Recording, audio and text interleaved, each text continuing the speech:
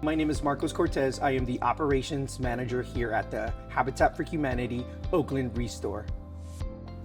Habitat for Humanity ReStore is based in the east part of Oakland since 2003, offering our community great products at a deep discount. This is how we give back to the communities. Most of our products that we get here at the Oakland ReStore is donations from big corporations. It's a win-win. We actually are able to help the community repair, restore their houses, and we actually build homes here in the Bay Area.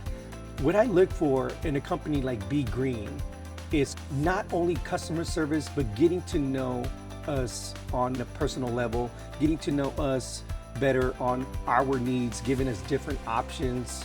We use our bins for products that we no longer need, from a customer's house to the ReStore or construction that it's not sellable. So a lot of these products do go into the dump.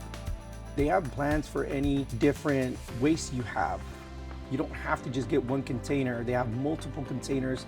One big difference that I've noticed when we switched to BeeGreen was the constant communication on whether we needed anything else. You know, they were just getting to know us, and that was big for us. And that's why we're still here with BeeGreen.